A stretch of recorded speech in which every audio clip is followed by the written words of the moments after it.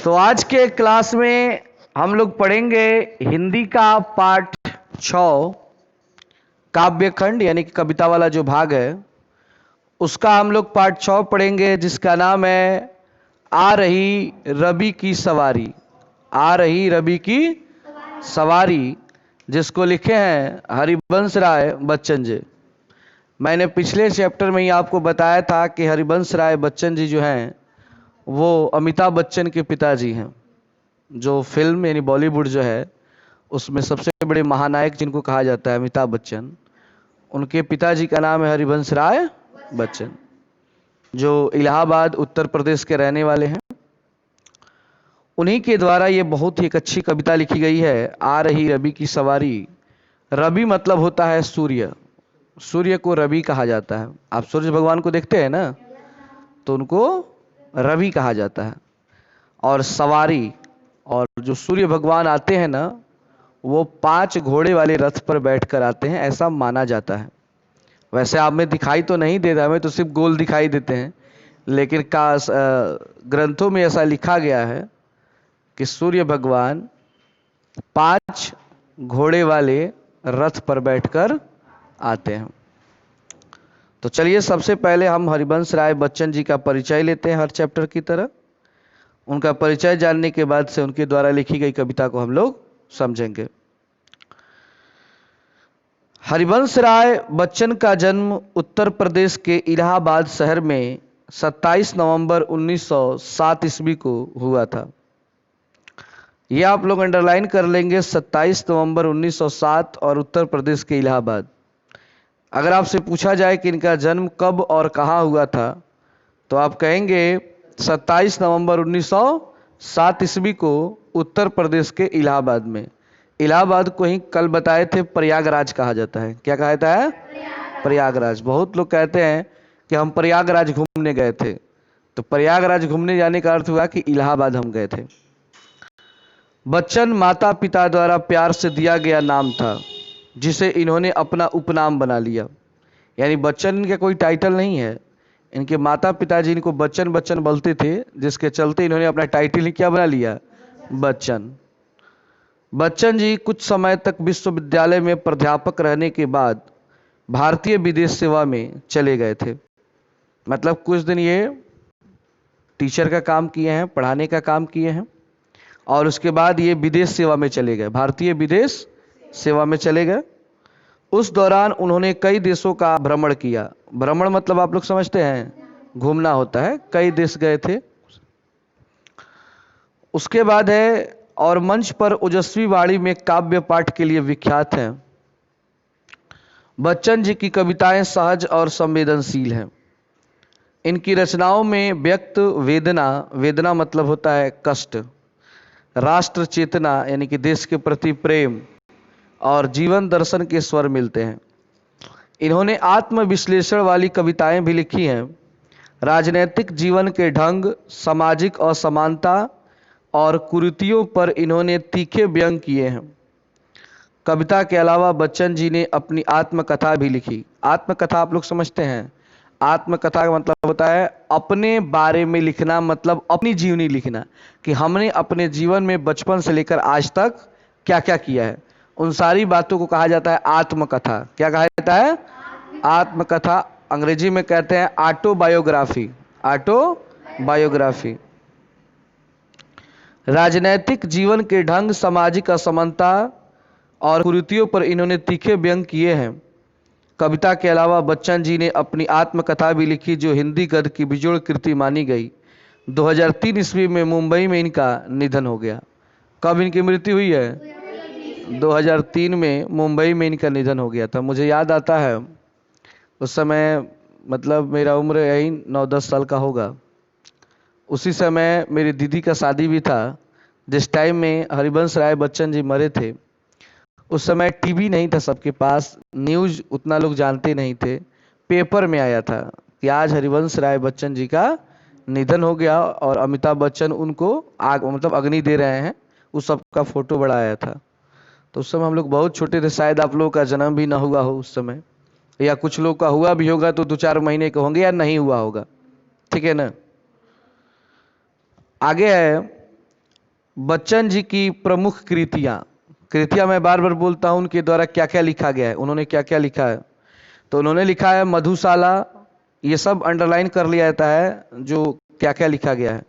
मधुशाला, मधुबाला, निशा निमंत्रण, एकांत संगीत, मिलन यामिनी, आरती और अगारे, टूटती चट्टान, रूप तरेगनी और आत्मकथा के 4 खंड, क्या भूलूं क्या याद करूं, नीड़ का निर्माण, फिर बसेरे से दूर तथा 10 द्वार से सोपान तक। ये सब किसने लिखा है? हरिवंश राय बच्चन जी ने लिखा है।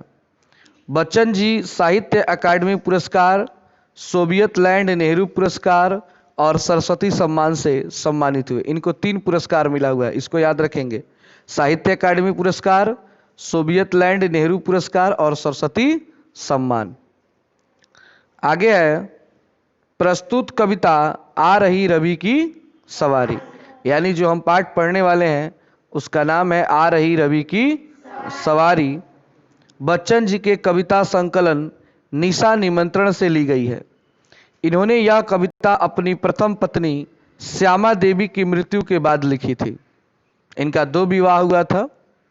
पहली पत्नी थी श्यामा देवी, ठीक है ना। जब वो मर गई, उन्हीं के वियोग में, उन्हीं के दुख में इन्होंने ये कविता लिखी थी। युग जीवन की निराशा को मस्ती में रूपांतरित कर लेने वाले बच्चन जी के व्यक्तिगत जीवन में जब वह घटना घटी तो फिर वह मधु के गीत नहीं गा सके। यानी जब उनकी पहली पत्नी मर गई तो उनको इतना ना दुख हुआ कि फिर वो जीवन में कभी मतलब खुशी वाला गीत नहीं लिखते थे, हमेशा दुख वाला, गम वाला गीत लिखते थे। धीरे धीरे बच्चन निष्क्रियता की परिधि से बाहर निकले तो एक दिन अनायास कविता की पंक्ति उनके अंतर से फूट निकली और बहुत दिनों तक जब वे दुख से भरे रहे, तो होता है ना कि दुख चाहे कितना भी बड़ा हो, समय के साथ धीरे धीरे वो समाप्त हो जाता है।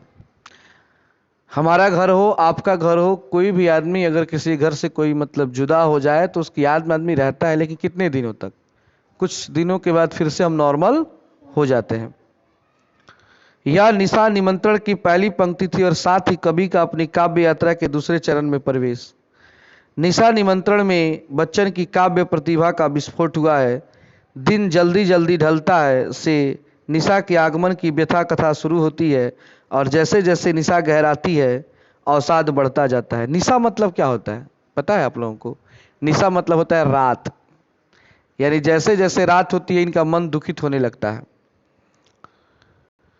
फिर भोर में आशा की पहली किरण फूटती है और जैसे ही भोर होता है, भोर मतलब सुबह, फिर से ये खुश होने लगते हैं और कुछ देर बाद क्षितिज पर भावनाओं का सूरज झांकता दिखाई देता है। और यह सूर्य बच्चन के जीवन का नया सूर्य तो है ही, साथ ही राष्ट्रीय जीवन में स्वाधीनता और नव निर्माण का सूर्य भी है। मतलब कि बच्चन जी क्या इस कविता के माध्यम से ये बताना चाहेंगे ना कि हर मनुष्य के जीवन में कष्ट आता है, हर मनुष्य कभी ना कभी दुखी होता है। ऐसा धरती पर कोई आदमी नहीं जो कभी दुखी ना हुआ हो, जिसको टेंशन ना हुआ हो। लेकिन ये भी सच्चाई है कि वो टेंशन भी धीरे धीरे क्या हो जाती है? समाप्त हो जाती है। ऐसा भी कोई टेंशन जीवन में नहीं होता है, ऐसा भी कोई दुख नहीं होता है कि वो कभी समाप्त ना हो। कभी ना कभी वो क्या हो जाता है? समाप्त हो जाता है। तो चलिए इनके द्वारा जो कविता लिखी गई उसको पढ़ते हैं। कविता का नाम है आ रही रवि की सवारी, यानी कि सूर्य भगवान की सवारी आ रही है। नौकीरन का रथ सजा है, कली कुसुम से पथ सजा है, बादलों से अनुचरों ने स्वर्ण की पोशाक धारी, आ रही रवि की सवारी। यहाँ पे जो कवि हैं उनका कहना है कि नौ किरण, नौ मतलब होता है नया। सुबह सुबह जब सूर्य का प्रकाश निकलता है जिसे हम लोग किरण कहते हैं, वो किरण नया होता है ना जी। सुबह का किरण क्या होता है? नया होता है। 9 किरण का रथ सजा है, ऐसा लगता है किसी रथ पे बैठ के अभी अभी निकले हुए हो। कली कुसुम से पथ सजा है, कली कुसुम, कुसुम मतलब होता है फूल, और फूल की जो छोटे छोटे होते हैं उसको कली बोला जाता है। पथ मतलब रास्ता होता है, यानी जब सूर्य भगवान निकलते हैं तो ये फूल पत्तियां उनका स्वागत करती हैं। क्या करती हैं? आप सुबह के टाइम में देखते हैं ना कि फूल खिल जाते हैं। फूल में जो उस समय आकर्षण होता है वो आकर्षण हमें दिन भर में कभी दिखाई नहीं देता है। जितनी सुगंध, जितनी अच्छी फूल सुबह में लगता है, हमें किसी भी टाइम उतना अच्छा नहीं लगता है। तो ऐसा कवि ने कहा है कि ये फूल जो है वो उस सूर्य का क्या करते हैं, स्वागत के लिए खिल जाते हैं। बादलों से अनुचरों ने स्वर्ण की पोशाक धारी, और बादलों में जो अनुचर थे, यानी कि जो भी काली रात थी, जो भी बादल थे, जो रात भर अंधेरा फैलाए थे, स्वर्ण की पोशाक धारी, स्वर्ण मतलब होता है सोना, और सोना का पोशाक पहन लिया। सोना का पोशाक पहनने का अर्थ हुआ कि आप सुबह में देखिएगा आकाश जो होता है पीले रंग का हो जाता है, और सोना किस रंग का होता है, पीले रंग का होता है। आ रही रवि की सवारी, किसकी सवारी आ रही है, रवि की, यानी कि सूर्य भगवान की सवारी आ रही है। आगे फिर कहते हैं बिहग, बिहग मतलब होता है पक्षी, बिहग मतलब क्या होता है, बिहग बंदी और चारण, ये जो पक्षी हैं वो बोलना और चरना शुरू कर देते हैं। सुबह होते हैं आप लोग देखते होंगे कि ये जो पक्षियां होते हैं ये चारों तरफ चहचहाना और अपने लिए दाने चुनना शुरू कर देते हैं। गा रहे हैं कीर्ति गायन, और चेव चेव चेव चेव करते हैं, तो उसको उन्होंने गायन, गायन मतलब होता है गीत, यानी ऐसा लगता है कि ये पशु पक्षी उनके स्वागत में गीत गाने लगते हैं। छोड़कर मैदान भागी तारकों की फौज सारी, और जो ये तारों की फौज रात भर जो दिखाई देती, रात में क्या दिखाई देते हैं, तार, इनकी सारी फौज क्या हो जाती है, भाग जाती है, सूर्य के आते ही क्या हो जाती है, भाग जाती है। आ रही रवि की सवारी, यानी कहने का अर्थ है कि जब हमारे जीवन में सुख आता है तो दुख क्या हो जाता है, भाग जाता है। इसलिए हमें दुख से चिंतित नहीं होना चाहिए। कभी ना कभी हमारे जीवन में भी अगर अंधेरा है तो उजाला होगा, दुख है तो सुख होगा, इसका विश्वास जरूर रखना चाहिए। और अंत में कहते हैं चाहता उछलूं विजय का पर ठिठकता देखकर, यह मन में आता है कि मैं खुशी से झूम उठूं कि मैं तो जीत गया, अंधेरा हार गया, प्रकाश जीत गया। लेकिन एक चीज देखकर ठिठक जाता हूं, ठिठक मतलब चुप हो जाता हूं, रुक जाता हूं। क्या देखकर, रात का राजा खड़ा है राह में बनकर भिखारी। रात का राजा किसे कहा गया है, चंद्रमा को कहा गया है, क्योंकि रात में कौन रहते हैं, जब चंद्रमा को देखता हूं तो वो जो भिखारी के रूप में बैठा रहता है। भिखारी यहां पे चंद्रमा को क्यों कहा गया है, यहां पे चंद्रमा को भिखारी इसलिए कहा गया है कि सूर्य के प्रकाश से चंद्रमा प्रकाशित होता है। चंद्रमा के पास अपना प्रकाश नहीं होता है, वे सूर्य के प्रकाश को दिन भर खींचता है और अपने अंदर चार्ज करके रात में उसी प्रकाश को फैलाता है। तो जो किसी से कुछ लेने के लिए दिन भर खड़ा रहेगा उसे क्या कहा जाएगा, भिखारी ने कहा जाएगा। तो चंद्रमा के पास अपना कोई प्रकाश नहीं होता है, साइंस पढ़ेंगे तो उसमें ये पता चलेगा। आ रही रवि की सवारी। तो देखिए इस पाठ से कवि का यही कहना है कि हमें अपने दुखों से घबराना नहीं चाहिए। अगर जीवन में कभी दुख आता है, कष्ट आता है, तो ये सोचना चाहिए कि ये हमारे जीवन का एक हिस्सा है। कोई भी व्यक्ति इस धरती पर नहीं है जिसके जीवन में कभी कष्ट न आया हो। कोई भी ऐसा परिवार नहीं है जहां जिसके घर में कोई मरा ना हो। ऐसा हो सकता है जी, और शायद कोई ऐसा व्यक्ति ना हो जो कभी हंसा ना हो, कभी रोया ना हो। दोनों काम हम लोग करते हैं। तो जो फिक्स है, जो निश्चित है कि ये हमारे जीवन में होगा ही, तो उस चीज के लिए दुख नहीं मनाना चाहिए। दुख उस चीज के लिए मनाइए जो नहीं होने वाला था और हुआ। लेकिन जो तय है कि अगर आप आज स्वस्थ हैं तो कभी ना कभी बीमार पड़ेंगे, अगर आप बीमार हैं तो कभी ना कभी क्या होंगे, स्वस्थ भी होंगे। तो इस चीज के लिए दुख नहीं मनाना चाहिए। जैसे कि आपको बुखार हुआ है तो क्या बुखार जीवन भर रहता है, कभी ना कभी क्या हो जाएगा, ठीक हो जाएगा। लेकिन आपको कैंसर हुआ है तो कभी ठीक नहीं होगा। उसका दुख होना चाहिए क्योंकि वो ठीक नहीं होगा, वो बदलने वाला नहीं है। लेकिन फिर भी दुखियों को ये नहीं सोचना चाहिए कि ये मेरे साथ ही है। अगर ऐसा भगवान ने करे ऐसा दिन आए, लेकिन भविष्य में ऐसा दिन अगर हमारे ऊपर, आपके ऊपर, मेरे ऊपर, किसी के ऊपर भी आता है, तो ये सोचना चाहिए कि धरती पर ऐसे लाखों लोग हैं जिनको ये बीमारी है, फिर भी वो लोग अच्छे से जी रहे हैं। क्योंकि जितना जीवन मिला है उसे हंसी खुशी से जीना चाहिए। आगे क्या होगा ये तो कोई नहीं जानता है। हर पल, हर मिनट समय बदलता है।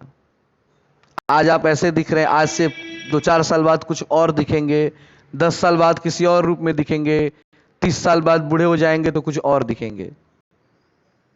होगा कि नहीं होगा? क्या आज से 10 साल पहले आप लोग ऐसे ही थे? आप में परिवर्तन नहीं हुआ है? बहुत सारे परिवर्तन हुए होंगे, दिमाग से लेकर शरीर से लेकर हर एक चीज का परिवर्तन हुआ होगा। तो परिवर्तन संसार का नियम है, हर पल हर चीज बदलता है। आज हम लोग कोई चीज कपड़ा खरीदते हैं तो लगता है कि आज नया है, क्या लगता है अगले साल ये कपड़ा आपका वो अट्रैक्शन, वो मजा अगले साल इस कपड़े से आएगा?